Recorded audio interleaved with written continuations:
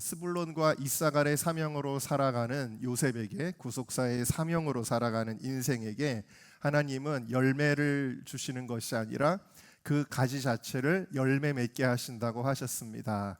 여러분들은 열매 맺는 가지 되시기를 바랍니다. 또한 그 가지가 담장을 넘어서, 다시 말하면 내 인생에 어떤 한계점들이 있습니다. 그런데 그 한계를 하나님은 뛰어넘게 하십니다. 믿음으로 뛰어넘어서 지경이 넓어지는, 또한 그런 확장의 은혜, 그런 확장의 축복을 여러분들에게 주시는 줄로 믿습니다. 자, 그런데 요셉이라는 이 나무는 온실에서 아주 따뜻하게 적당한 기온과 또 수분과 양분을 공급받으면서 아주 곱게 자라서 열매를 맺고 혹은 담장을 넘어간 것이 아니라는 것을 우리는 알아야 합니다. 이 나무는 때로는 모진 바람을 맞서야 했습니다.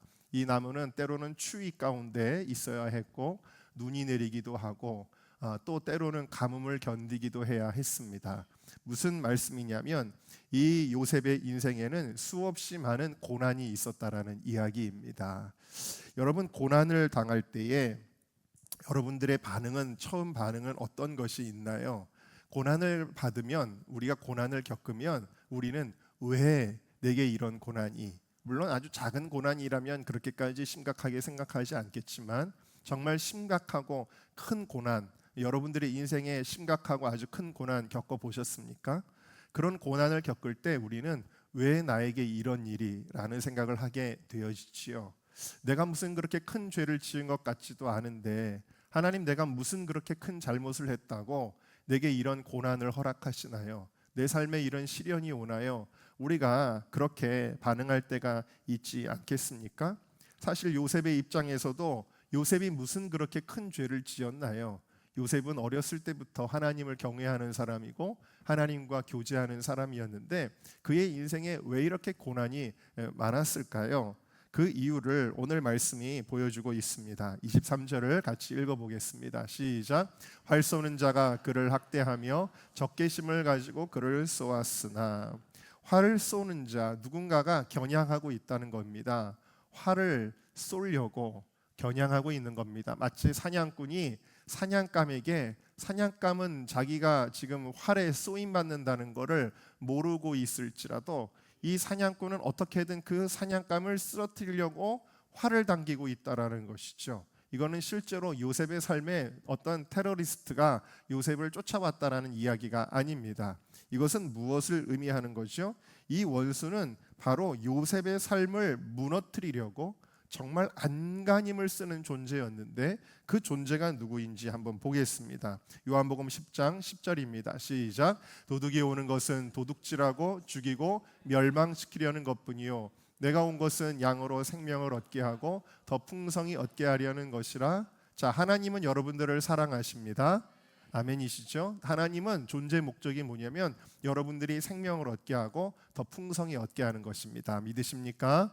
그런데 마귀가 있습니다. 마귀는 여러분들에게 좋은 것들을 빼앗으려고 합니다. 그리고 여러분들을 멸망시키려고 합니다. 마귀의 존재 목적이 뭐예요? 도둑질하고 멸망시키는 거예요. 자, 베드로전서 5장 8절을 읽어보겠습니다. 시작. 근신하라 깨어라 너희 대적 마귀가 우는 사자같이 두루다니며 삼킬 자를 찾나니. 자, 이 존재는 바로 우리의 대적되는 마귀라는 거예요. 마귀가 쉬고 있나요? 마귀가 포기했나요? 그렇지 않습니다. 마귀는 우는 사자처럼, 여러분, 사자가 사냥감을 먹지 않고 그냥 편안하게 광야에 누워 있나요? 그렇지 않죠. 사자도 먹을 거를 끊임없이 찾아다닙니다. 마귀가 여러분들을 멸망시키려고 존재하고 있다라는 것입니다. 그래서 오늘 말씀을 보면은 이 원어의 의미, 또 영어 성경을 보면은 마귀가 여러분들을 향한 적개심을 가지고, 아주 강한 적개심을 가지고 여러분들을 죽이려고, 공격하려고 늘 그러고 있다라는 거예요. 자, 그러니까 여러분, 우리의 삶에 여러분들이 예수님을 믿는다고 해서, 하나님의 자녀가 됐다고 해서 화살이 안 날아오나요? 화살이 안 날아오나요? 그렇지 않습니다. 마귀는 자기의 존재 목적을 포기하지 않습니다. 우리의 인생에 끊임없이 화살을 날립니다. 지금까지 여러분 화살 저는 한 번도 안 맞았는데요 하시는 분이 있으면 한번 손 들어보세요. 그런 분 없을 거예요. 여태까지도 여러분들의 삶에 마귀가 수없이 많은 화살을 날려서 여러분들을 명중시켜서 여러분들을 쓰러뜨리려고 했을 거예요. 지금도 그런 일을 당하는 분이 있을지 몰라요. 그리고 여러분 죄송하지만 여러분 우리가 하나님의 부르심을 받는 그 순간까지 마귀는 계속해서 여러분들에게 화살을 날릴 거예요. 그래서 우리가 인정해야 될 것이 있습니다. 내 인생에는 끊임없이 화살이 날아오고 있다라는 거예요. 베드로전서 4장 말씀을 우리 같이 읽어볼까요? 시작. 사랑하는 자들아 너희를 연단하려고 오는 불시험을 같이 이상히 네, 여기까지만요. 자 여러분 우리가 고난당하는 게 이상한 거예요? 이상하지 않다라는 거예요. 이상하지 않다라는 거예요. 왜? 마귀가 있으니까. 그리고 마귀의 존재 목적은 뭐예요? 여러분들을 멸망시키는 거예요. 여러분들을 쓰러뜨리는 거예요. 어떻게 해서든지 쓰러뜨리는 거예요. 여러분 격투기 혹시 좋아하십니까? UFC 같은 격투기를 보면요, 선수가 그래플링을 잘하는 선수는 어떻게 하죠? 상대방 선수를 어떻게든 어떻게 하려고 그럽니까? 쓰러뜨리려고 그러죠.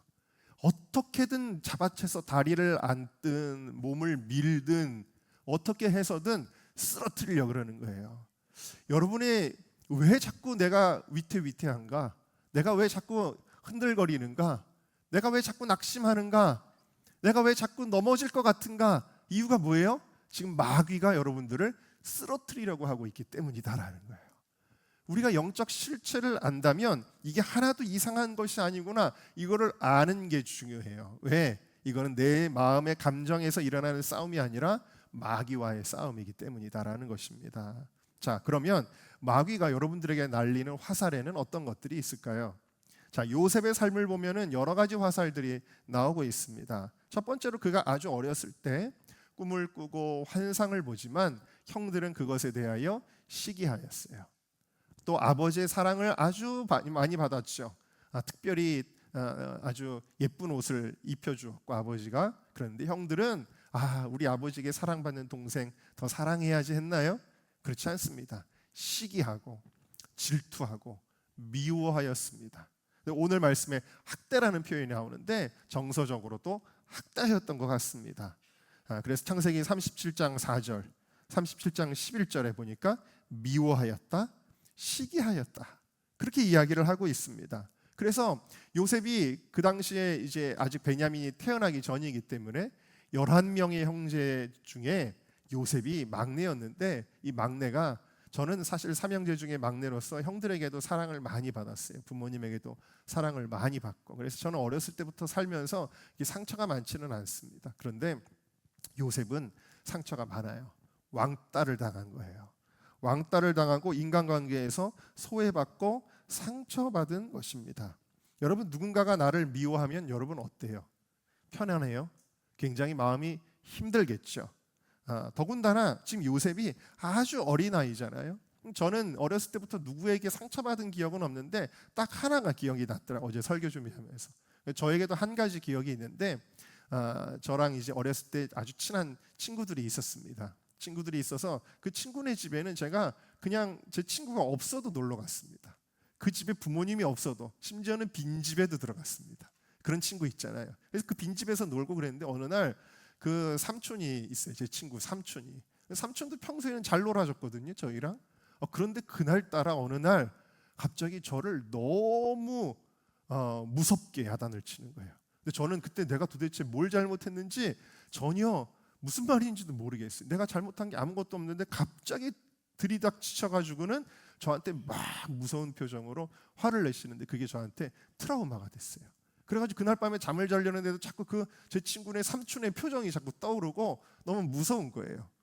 제가 느끼는 게 뭐냐면, 여러분, 잠깐 저랑 별로 관계 없는 분이 나를 미워하는구나, 나를 싫어하는구나라는 거를 느꼈는데도 그날 이렇게 제 마음이 좀 힘들었는데, 하물며 어렸을 때부터 부모가 나를 미워하고 나를 학대했다. 여러분, 그런 사람들이 있잖아요. 많이 있습니다. 요즘 시대는 점점 가정이 파괴되어 가니까 부모에게 학대받는 자녀들이 많이 있습니다. 여러분, 얼마나 그 삶이 엉망진창으로 파괴되겠습니까? 망가지겠습니까? 정말 너무너무 힘들 거예요.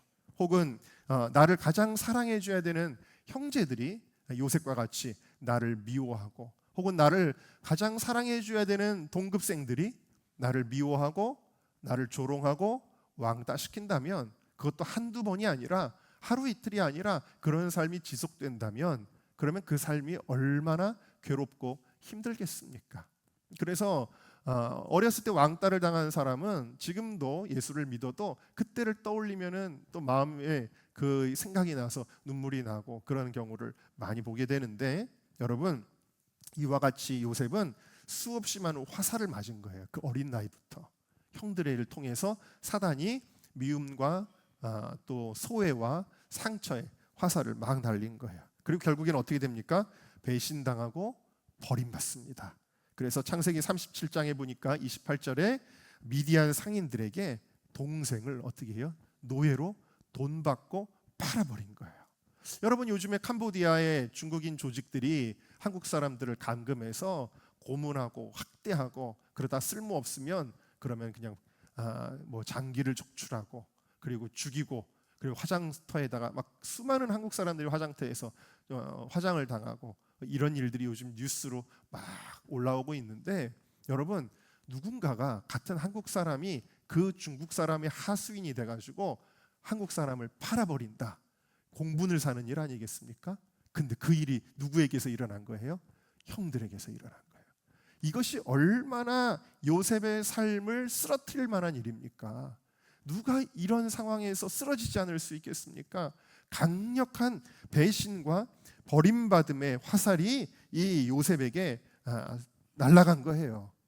그리고 나서 요셉은요, 여러분, 아버지의 사랑을 받고 따뜻한 방에서 따뜻한 국에 밥을 먹었던 그러한 어린 아이였는데, 완전히 새로운 환경에 처해지게 됩니다. 그리고 그가 뭘 하게 되죠? 고된 노동을 하게 됩니다. 여러분, 여러분의 인생이 육체적으로도 혹시 힘든가요? 요셉은요, 노예였습니다. 노예는 우리가 생각하는 힘든 직장 생활하고는 비교할 수가 없죠. 자유가 없는 겁니다. 아주 어린 나이지만 일어나면 눈 뜨면 노동에 착취당하는 겁니다. 그런 노예 생활을 어린아이가 한 거예요. 어린아이가 아주 힘든 일들을, 노동을, 막노동을 막 했을 거라는 이야기입니다. 뿐만 아니라 이 요셉에게는 슬픔과 외로움의 화살이 날아갔을 것입니다. 나중에 창세기 46장에 보면은 아버지를 이제 수십 년이 흐른 후에 만나게 되었을 때에 엄청 울죠, 요셉이. 요셉의 마음속에 그 아버지와 떨어져 있는 시간 동안에 아버지에 대한 그리움이 얼마나 사무쳤겠습니까? 그리고 아무도 나를 알아주는 사람 없고 내 친구도 없고 정말 외로웠을 겁니다. 그 외로움의 눈물과 슬픔, 그런 화살을 맞아서 쓰러지라고 이 사단이 얼마나 많이 그 화살을 쏘았겠습니까? 뿐만 아니라 그럼에도 불구하고 요셉이 쓰러지지 않자 마귀는 어떤 화살을 날리죠? 죄로 쓰러뜨리려고 합니다. 그래서 보디발의 아내의 마음을 사단이 충동하는 거예요. 여러분, 이유를 알 수 없이 갑자기 음란한 마음이 들거나 혹은 음욕을 품지 말아야 될 사람에게 그런 마음이 들어간다면 이건 사단의 충동이지, 이게 무슨 로맨스가 아닙니다. 사단이 보디발의 아내를 통해서 요셉의 순결한 마음을 더럽히고 요셉의 순결한 삶을 망가뜨려서 하나님과의 관계를 끊어버리려고 하는 거예요. 그러면 쓰러지니까. 그래서 날마다 이 주인의 아내가 요셉에게 눈짓하고 아예 노골적으로 그냥 우리 좀 친하게 지내자, 손 한번 잡아보자 정도가 아니라 동침하자라는 뜻을 분명히 보여줬다라는 거죠. 젊은 청년에게, 여러분, 외로운 청년에게 굉장히 센 유혹이었을 거라는 생각이 들고, 그냥 이 본문의 뉘앙스를 봤을 때 우리는 이 요셉의 보디발의 아내가 굉장히 육체적으로도 아주 매혹적인 여자였을 거라는 예상을 해보게 됩니다.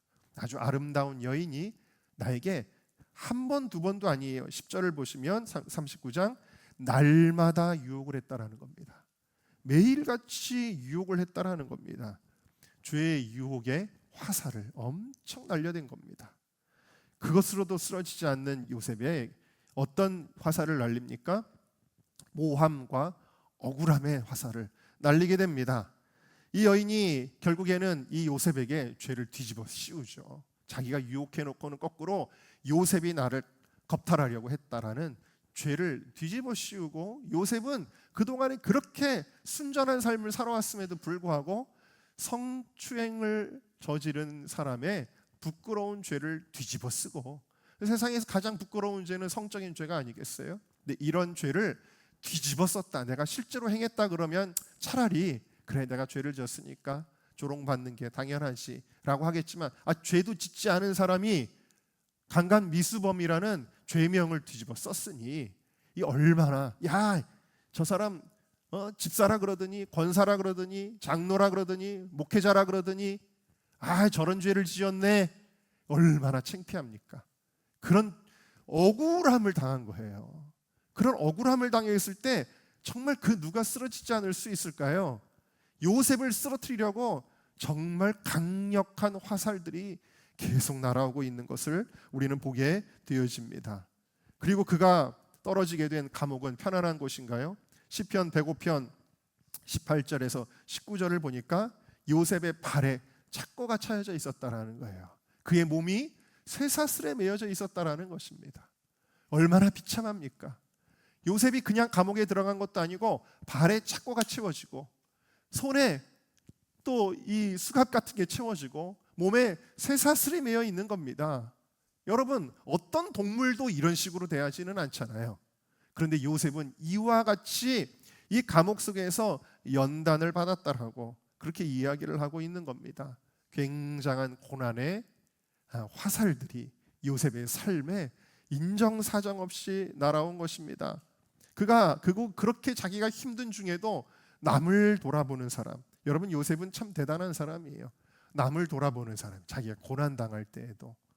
이게 굉장히 하나님의 은혜를 받는 비결인데, 여러분, 내가 고난을 심하게 받으면 남을 돌아볼 겨를이 없어요. 나한테 그런 얘기 하지 마세요. 지금 내 몸 하나 추리기 힘들어요. 우리 보통 그러거든요. 근데 요셉은요, 그 가운데도 술 맡은 관원장, 떡 맡은 관원장의 고민을 들어주고 그들의 꿈을 해몽해주는 그런 사람이었거든요. 여러분, 그런데도 불구하고 술 맡은 관원장이 요셉의 은혜를 기억하지 못하지 않습니까? 그래서 바로 왕에게 이야기해 줘야 되는데 새까맣게 까먹어요. 그리고 자기만 풀려나면 끝이에요. 그래서 요셉이 그 술 맡은 관원장의 꿈을 해몽해 준 이후에도 무려 2년이라는 세월이 더 흘러가요. 그러니까 요셉의 삶에는 이런 절망적인 상황, 아무리 기다려도 끝이 없는 인내의 시간들이, 그러니까 요셉이 팔려가서 나중에 총리가 될 때까지의 시간이 13년이었거든요. 이 13년의 시간 동안 요셉은 수없이 많은 고난의 화살을 맞았다. 그런데 이 화살을 날린 목적이 무엇이었느냐? 요셉의 삶을 쓰러뜨리기 위해서였다 라는 것입니다. 자, 그런데 여러분, 요셉이 이 화살에 맞아 쓰러졌나요? 죽었나요? 아니요. 요셉은 건재했습니다. 오히려 어떻게 됐나요? 자, 24절을 같이 읽어보겠습니다. 시작. 요셉의 활은 도리어 굳세며 그의 팔은 힘이 있으니 이는 야곱의 전능자 이스라엘의 반석인 목자의 손을 힘입음이라. 아멘. 요셉의 팔은 더욱더 강해졌다라는 것입니다. 할렐루야. 요셉의 팔은 더욱 강해졌다. 요셉이 형들을 죽이려고 했는데 어떻게 된 거예요? 요셉이 오히려 승리하잖아요. 나중에 어떻게 됩니까? 요셉이 어렸을 때 꾸었던 꿈처럼 요셉의 형들이 요셉의 앞에 절하잖아요. 곡식어 들어왔다가 요셉이 높임을 받게 되어지지 않습니까? 보디발의 아내가 중상모략을 했죠. 그리고는 보디발이 화가 나가지고 저놈을 감옥에 쳐넣어라 했었죠. 나중에 어떻게 됐을까요? 성경에 나와 있지는 않지만 총리된 요셉 앞에 무릎 꿇었을 거예요. 보지 않아도 뻔한 이야기입니다.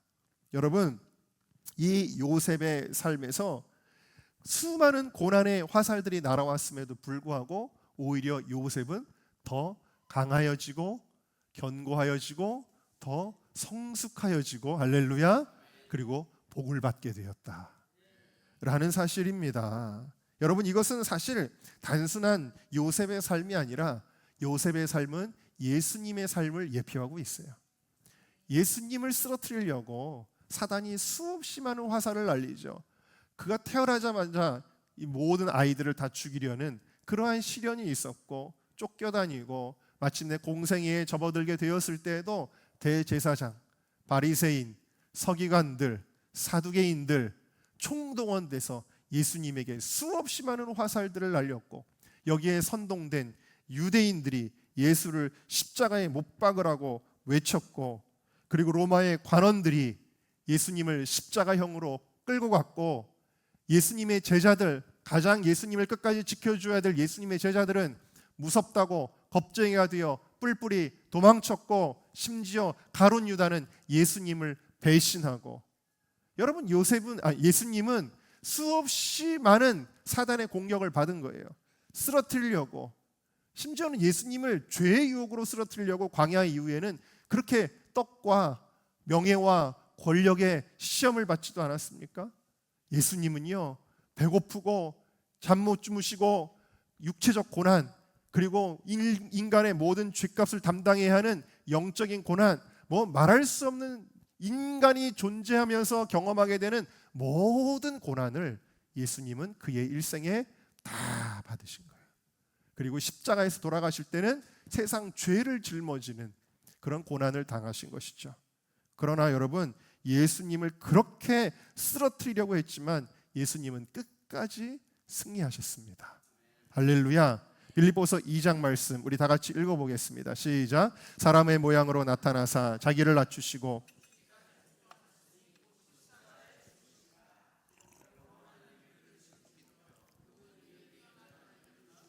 하늘에 있는 자들과 땅에 있는 자들과 땅 아래에 있는 자들로 모든 무릎을 예수의 이름에 꿇게 하시고 모든 입으로 예수 그리스도를 주라 시인하여 하나님 아버지께 영광을 돌리게. 바로 왕이 성부 하나님의 위치에서 마치 요셉을 총리로 세운 것처럼 하나님께서 예수 그리스도를 높여주셔서 요셉의 형들도 그리고 요셉을 모함했던 보디발의 아내도 또 보디발도 수많은 이 애굽의 모든 관직들과 백성들이 요셉 앞에서 엎드리지 않습니까? 예수님은 이와 같이 모든 이름 위에 뛰어난 이름이 되셨다라는 거예요. 네. 그래서 여러분 어떤 사람은 고난을 받으면 다시 말하면 화살에 맞으면 쓰러지는 사람이 있어요. 화살에 맞고 나는 이제 살 소망이 없어. 나에게는 힘이 없어. 나는 살아갈 용기가 없어. 그러면서 어떻게 된다라는 거예요? 화살에 맞고 쓰러진다라는 거예요. 오늘도 여러분 혹시 이 자리에 나오실 때 나 쓰러질 것 같아 하는 마음으로 나오신 분이 있을지 몰라요. 나는 이제 더 이상은 못 견디겠어. 이게 내 한계야라고 쓰러지려는 사람들이 있을 수 있어요. 그런데 어떤 사람은 화살을 맞고도 오히려 강하게 일어나고 오히려 더 높아지더라. 더 하나님의 복을 받더라 라는 사실입니다. 자, 이것에 대하여 야고보서 1장은 이렇게 말씀하십니다. 같이 읽어볼까요? 시작. 내 형제들아 너희가 여러 가지 시험을 당하거든 온전히 기쁘게 여기라. 이는 너희 믿음의 시련이 인내를 만들어내는 줄 너희가 알미라. 인내를 온전히 이루라. 이는 너희로 온전하고 구비하여 조금도 부족함이 없게 하려 함이라. 자, 무슨 얘기예요? 사단은 우리를 쓰러뜨리려고 화살을 날리지만 하나님의 손에 붙잡혀 있는 사람들에게는 이것이 연단이 된다라는 거예요. 훈련이 된다. 혹은 하나님의 사랑을 더 깊이 체험하는 통로가 되어진다. 하나님이 복을 주시는 새로운 지경의 확장이 되어진다. 그래서 이거를 가리켜 성경에서는 쓸데없는 일, 경험해서는 안 되는 일, 이상한 일이 아니라 이 모든 것들이 우리 믿음의 시련이 인내를 만들고 이것을 통해 우리로 하여금 하나님의 축복을 온전하게 구비하여 부족함이 없도록 받게 하는 것이 되어진다. 베드로전서 1장 6절을 읽어보겠습니다. 시작. 그러므로 너희가 이제 여러 가지 시험으로 말미암아 잠깐 근심하게 되지 않을 수 없으나 너희 믿음의 확실함은 불로 연단하여도 없어질 금보다 더 귀하여 예수 그리스도께서 나타나실 때에 칭찬과 영광과 존귀를 얻게 하려 함이요. 그러니까 우리 인간이 연약하니까 때로는 화살을 맞으면 그때 잠깐 흔들릴 수는 있다라는 것이죠. 그러나 우리의 믿음이 확실할 때 하나님은 우리의 믿음을 금보다 더 존귀하게, 여러분들의 삶을 보석보다 더 아름답게 만들어 주실 것이다 라는 거예요. 자, 욥기 가장 고난을 많이 겪은 사람은 요셉도, 아마 요셉이 성경에서 2등이라면 1등은 욥이 될 텐데, 욥의 고백을 한번 읽어보겠습니다. 시작. 그러나 내가 가는 길을 그가 아시나니 그가 나를 단련하신 후에는, 네, 소모적이고 쓸데없고 내가 경험하지 말았어야 되는 고난이라고 고백하지 않고, 이 모든 고난을 통해 내가 정금같이 나올 것이다 라고 그렇게 고백을 하고 있는 것입니다. 여러분, 그렇게 요셉은 승리한 거예요. 정금같이 된 것입니다, 요셉은. 그러면 요셉은 어떻게 이렇게 승리할 수 있었는가? 거기에는 두 가지 비결이 있습니다. 첫 번째, 같이 읽어볼까요? 시작. 하나님의 도우심, 혹은 하나님의 은혜라고 할 것입니다. 자, 24절을 보시면 목자의 손을 힘입음이라. 목자의 손을 힘입음이라. 25절을 보니까 하나님께로부터 말미암았다. 내 아버지 하나님께로부터 말미암았다. 그 하나님이 너를 도우실 것이요. 네. 전능자로 말미암았다. 그랬습니다. 여러분, 활은 전투의 무기인데 활을 맞을 뿐만 아니라 오늘 말씀을 보시면요, 요셉의 활은 더욱 강하여져서 그랬잖아요. 요셉도 이제 활을 쏘는 거예요. 근데 요셉에게는 사실 힘이 없는데 요셉도 더욱 강하게 맞섰다라는 건데, 어떻게 활을 쏠 수 있었을까요? 목자의 손을 힘입어. 사진 하나 보여주실래요? 네, 여러분, 이 어린아이는 이 활을 당길 힘이 없는 거예요. 이 고난을 견뎌낼 힘이 없는 거예요. 원수와 맞서 싸워 영적 전쟁에서 승리할 힘이 없는 거예요. 그런데 여러분, 우리 하나님 아버지께서 우리 눈에 보이지는 않지만 우리의 손을 같이 붙잡으셔서 활을 당기게 하신다라는 거예요.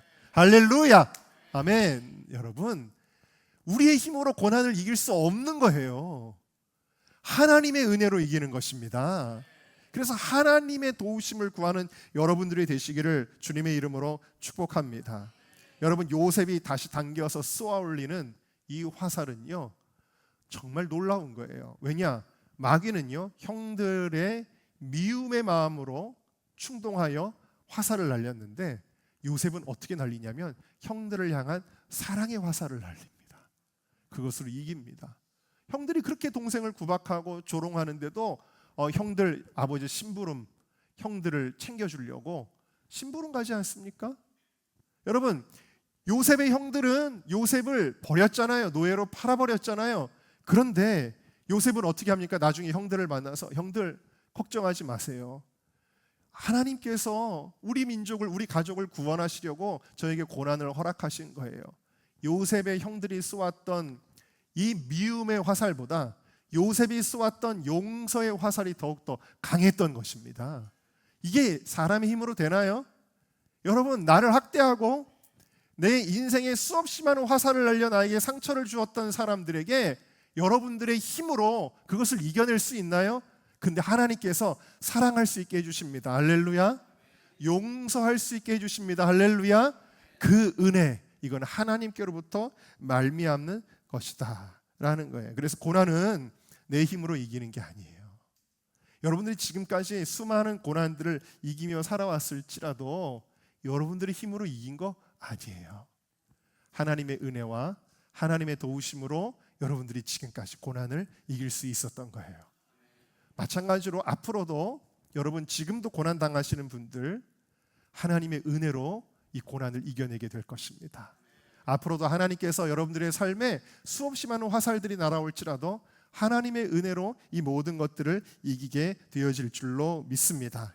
여러분들이 어떤 존재인지 로마서 8장이 이야기하고 있습니다. 읽어보겠습니다. 시작. 누가 우리를 그리스도의 사랑에서 끊으리요? 환난이나 곤고나 박해나 기근이나 위험이나 칼이랴. 자, 우리 쭉 내려가서 37절 읽겠습니다. 시작. 그러나 이 모든 일에 우리를 사랑하시는 이로 말미암아 우리가 넉넉히 이기느니라. 여러분, 내 힘으로 이기는 게 아니에요.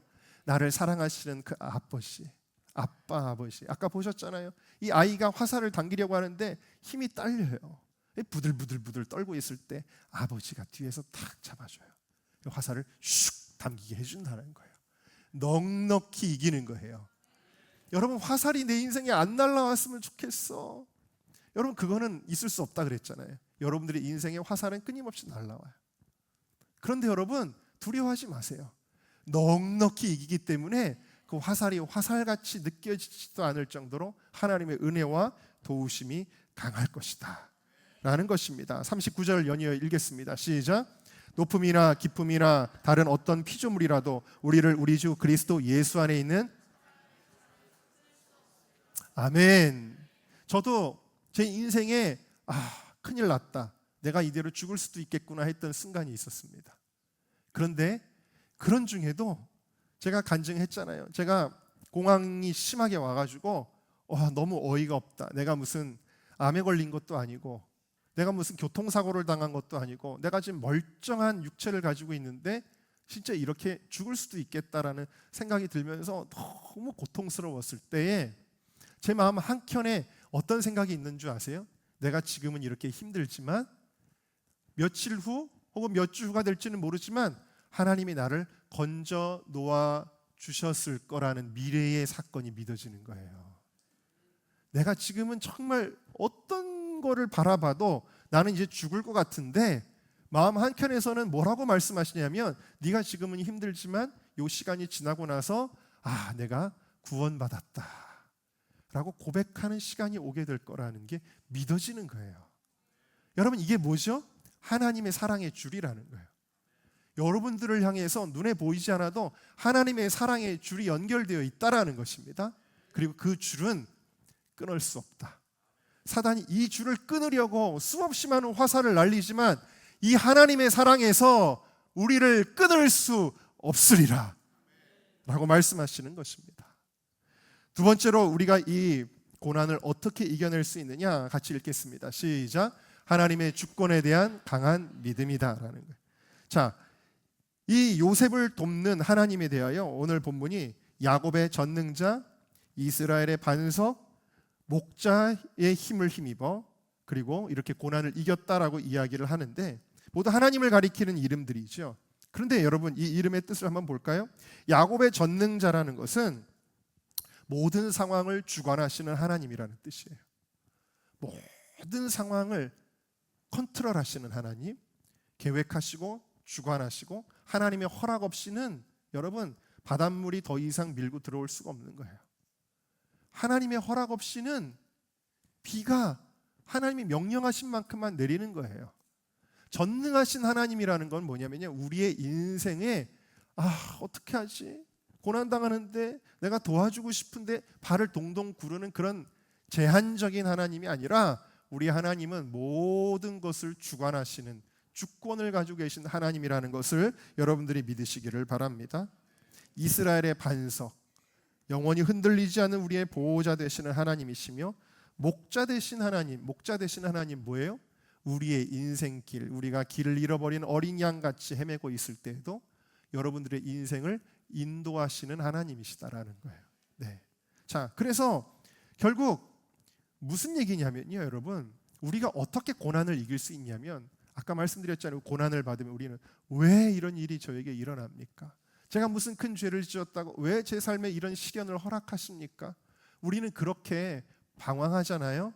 근데 하나님의 우리가 그런 상황 가운데서도 하나님의 주권을 믿는 믿음을 갖는 게 이 고난을 이기는 비결이라는 거예요. 이 고난도 하나님의 뜻이 있겠지. 하나님의 뜻이 있을 거야. 이 고난이 나에게 어떤 유익을 줄 거야. 하나님이 나를 어떤 좋은 길로 인도하시는 길일 거야 라는 믿음을 가질 때 이 고난을 이길 수 있다라는 것입니다. 자, 그래서 실제로 사단이 쏘아올린 모든 고난의 화살들은 합력하여 선을 이루지 않습니까? 그래서 여러분 요셉을 팔아버리는 그거는 굉장한 고난이었지만 형들의 미움과 학대와 배척과 배신과 그리고 버림의 그 화살이었지만 하나님 그 화살을 통해서 요셉을 애굽의 총리 삼기 위한 첫 번째 단계, 요셉을 팔레스타인 땅에서 애굽으로 옮기셨다. 비행기표도 사지 않았는데, 하나님은 기차표도 사지 않았는데 요셉을 이 사건을 통해서 옮기셨다. 두 번째, 요셉이 억울하게 누명을 쓰고 감옥에 가는 그 일이 요셉을 쓰러뜨리기 위한 사단이 쏘아올린 정말 너무나도 모진 화살이었는데 하나님께서는 그 화살을 통하여 어떻게 하십니까?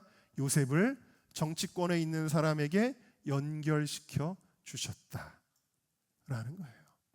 그래서 요셉이 나중에 형들을 만났을 때 이렇게 이야기를 합니다. 형들이 우리 때문에 우리가 예전에 동생 요셉을 팔아버려서 우리 동생이 얼마나 힘든 인생을 살았을까, 얼마나 우리를 원망하면서 모진 인생을 살았을까. 그러는데 요셉이 뭐라고 이야기를 하죠? 창세기 45장 5절을 읽겠습니다. 시작. 당신들이 나를 이곳에 팔았다고 해서 근심하지 마소서, 한탄하지 마소서. 하나님을 생명을 구원하시려고 나를 당신들보다. 아멘. 요셉이 뭐라고 이야기하는 거예요? 그 고난은 하나님의 뜻이었습니다. 형들 걱정하지 마세요. 하나님의 뜻이었어요. 우리 민족을 구원하기 위한 하나님의 뜻이었어요. 여러분들이 그것을 믿어야 고난을 이기는 거예요. 그걸 믿지 않으면 왜 내게 이런 고난이, 나는 살 소망이 없어 하고 포기하는 거예요. 그래서 로마서 8장 28절은 우리에게 이것을 고백하게 하십니다. 시작. 우리가 알거니와 하나님을 사랑하는 자 곧 그의 뜻대로 부르심을 입은 자들에게는 모든 것이 합력하여 선을 이루느니라. 아멘. 여러분 믿으십니까? 여러분의 삶에 일어나지 말았어야 되는 일이라고 생각되는 것들이 있잖아요. 내 삶에 이런 일이 왜 일어났지? 내가 왜 이런 경험을 했지? 내가 왜 누군가에게 이런 피해를 받았지? 저도 억울한 거 많아요. 아시잖아요, 여러분들도. 저도 남들에게 어이없는 피해를 당하기도 하고 그랬습니다. 그럼에도 불구하고 모든 것이, 어떤 것이가 아니라 그 모든 것이, 여러분들이 경험하고 여러분들이 눈물을 흘렸던, 정말 삶을 포기하고 싶을 정도로 심했던 그 고난, 그것까지 모든 것이 누구에게는? 하나님을 사랑하고 그의 뜻대로 부르심을 입은 자들. 뭐예요? 여기서 중요한 건 하나님의 뜻이라는 거예요. 하나님의 뜻을 신뢰하는 자들에게는 그것이 갑자기 바뀌는 거예요. 고난으로 끝나는 게 아니라, 나를 쓰러뜨리고 그 고난이 승리하는 것이 아니라, 하나님의 뜻을 신뢰하는 자들에게는 그 고난이 바뀌는 거예요. 무엇으로? 선으로 바뀌는 거예요. 그래서 내게 놀라운 복을 가져다 준다라는 것을 여러분들이 믿으시기를 주님의 이름으로 축원합니다. 이런 사람들이 고난도 하나님의 뜻 가운데 있다는 것을 믿을 때 화살을 맞고 쓰러지지 않을 수 있다라는 겁니다. 어떤 사람이 너무 사랑하는 여인에게 결혼 약속을 했던 여인과 잘 안 돼서 버림을 받았다? 그럼 낙심하고 막 자살하려고 그러죠, 청년이. 그럴 필요 없다라는 거예요. 이게 안 되는 게 하나님의 뜻이구나. 이걸 믿어야 된다라는 거예요. 네? 아니, 결혼을 앞둔 사람이 아멘 하지는 말고. 네. 혹은 내가 어떤 학교를 막 가고 싶었는데 그 학교에 떨어졌다. 내가 정말 잘 준비를 했는데 내 실력도 분명히 갈 수 있었는데 떨어졌다. 내가 이 회사에 충분히 들어갈 실력인데 시험 보는 날 갑자기 컨디션이 안 좋아서 어떤 일이 생겨서 내가 떨어졌다. 여러분, 그래도 뭘 믿는 거예요? 나를 향한 하나님의 뜻이야. 그걸 믿는 거예요. 잘 돼도 하나님의 뜻, 안 돼도 하나님의 뜻임을 믿는 거예요. 내가 어떤 사고를 당해요. 얼마나 억울합니까? 내가 갑자기 어떤 병에 걸려요. 왜 남들은 안 걸리는 병에 내가 걸렸지? 여러분, 그럼에도 불구하고 하나님은 그것을 통해서도 나에게 좋은 것을 주신다라고 하나님의 뜻을 믿는 거예요. 여러분, 아멘하기가 쉽지 않으시겠지만 이것을 아멘하지 쉽지 않게 마귀가 계속 우리의 생각 가운데 저항할 거예요. 그게 어떻게 하나님의 뜻이 될 수 있어? 그게 어떻게 선이 될 수 있어? 근데 여러분, 그것을 돌파해 보세요. 그러면 여러분, 진짜 하나님이 그것을 선으로 바꿔주신다라는 거예요. 우리는 요셉의 삶을 볼 때 요셉이 그렇게 많은, 수없이 많은 고난의 화살을 맞았지만 요셉의 삶 가운데 그가 절망했다, 인생을 포기하고 싶었다, 하물며 엘리야조차도 하나님 저를 좀 데려가 주세요 했는데 요셉의 삶에 그런 게 없잖아요. 절망의 빛이 없잖아요. 그걸 뭘 보면 알 수 있어요? 요셉은 어디를 가든지 또 금방 형통하는데 어떻게 해서 형통할 수 있었을까? 요셉이 노예로 끌려갔을 때 내 인생이 왜 이렇게 됐지? 내가 왜 노예로 팔려왔지? 내가 왜 여기 캄보디아까지 끌려왔지? 그러면서 그냥 절망했다면 그냥 끝났을 텐데 요셉은 거기서도 활기차게 일을 했더니 이 보디발이 볼 때 야, 이놈 괜찮네. 그래가지고 요셉을 노예의 신분에서 총무의 신분으로 올렸잖아요. 감옥에 가서도 내 인생은 끝났네 하고 포기하지 않고 요셉이 거기서도 남들을 돌아보고 감옥에서 해야 되는 모든 봉사에 적극적으로 할 때 간수장이 어떻게 합니까? 자기의 역할을 요셉에게 맡기잖아요. 죄수를 관장하는 일을 맡게 되잖아요. 왜 그런 거예요? 요셉이 절망하지 않았다는 거예요. 요셉은 그 어떠한 상황에도 비록 시간은 오래 걸렸지만 기다림은 있었지만 하나님의 뜻이 있을 거야. 그는 포기하지 않았어요. 그래서 하나님께서 요셉을 사용하셨다라는 것입니다. 그래서 우리가 누구나 화살을 맞지만 그 화살에 쓰러지지 않는 것은 무엇이냐? 에베소서 6장 16절을 같이 선포합니다. 시작. 모든 것 위에 믿음의 방패를 가지고 이로써 악한 자의 모든 불화살을 소멸하라 라는 겁니다. 하나님이 정말 너를 사랑하실까? 의심의 화살이 날아올 때 이걸 뭘로 꺼버리는 거예요? 불화살을 믿음의 방패를 가지고, 여기 나오는 방패는요 가죽으로 만든 건데 여기 물이나 이런 거를 적셔놨대요. 그래서 화살이 날아오면 꺼지게 만들었다는 거예요. 근데 이 방패가 뭐라는 거예요? 믿음이라는 거예요. 무엇에 대한 믿음? 하나님의 사랑이심과 하나님의 나를 사랑하심과 하나님이 나와 함께 하심과 그 어떤 것도 하나님의 주권 안에 있음과, 그래서 모든 것이 하나님의 뜻이라는 믿음, 모든 것을 합력하여 선을 이루신다라는 것을 내가 믿을 때 화살이 날라오는데 꺼지는 거예요. 두려움의 화살, 이 상황은 끝났어라고 할 때 그 두려움이 피식 하고 꺼지는 거예요. 정죄의 화살, 너는 하나님께로부터 버림받았어. 하나님이 너를 사랑하지 않을 거고 하나님이 너를 벌하실 거야 라는 정죄의 화살이 날라오는데도 하나님이 나를 사랑하셔 할 때 피식 하고 꺼지는 거예요. 분노와 상처의 화살, 야, 사람들이 너에게 이렇게 상처를 주었어. 너도 그들을 죽이고 같이 죽어버리자. 이런 화살을 막 날리는데 모든 것이 하나님의 사랑이야 라는 것을 믿을 때에 픽 하고 꺼지는 거예요. 이것도 하나님의 뜻이야. 나를 사랑하신 하나님의 뜻이고 내가 이것을 믿음으로 견디면 하나님은 이걸 선으로 바꿔주실 거야 할 때 상황과 환경이 당장 변하지 않는다고 해도 여러분들의 마음에 하나님은 평강을 주실 것이다 라는 것입니다. 마음이 낙심하면 쓰러지는 거거든요. 여러분들의 마음을 지키시기를 바랍니다. 아무것도 염려하지 말고 오직 모든 일에 기도와 간구로 너희 구할 것을 하나님께 아뢰라. 그리하면 모든 지각에 뛰어난 하나님의 평강이 너희 마음과 생각을 지키시리라. 여러분들의 마음이 쓰러지지 않기를 원합니다. 여러분들의 마음이 다시 용기를 갖고 일어나면 내 육체에도 힘이 생기고요. 그리고 우리 부흥회 때 들었던 내적인 다이내믹한 힘과 외적으로 다이나마이트처럼 터지는 힘들이 생겨나게 되는 거예요. 그러면 여러분, 우리 지난주에 보았던 그 팔다리가 없는 닉 부이치치 같은 사람에게 하나님이 용기를 주시는 거예요. 그래서 그가 남들보다 더 위대한 일을 하면서 전 세계를 누비게 되는 것이죠. 여러분들의 마음에 하나님이 오늘 이 시간에 놀라운 용기를 주시기를 주님의 이름으로 축원합니다. 자, 그래서 여러분 화살을 가지지 말고 믿음의 방패를 가지시기를 주의 이름으로 축원합니다. 하나님이 내 인생을 주관하고 계시다. 그러면 하나님의 뜻이라는 것을 믿는 것이죠. 결코 쓰러지지 않을 것입니다. 고난을 딛고 더욱 강하여질 것입니다.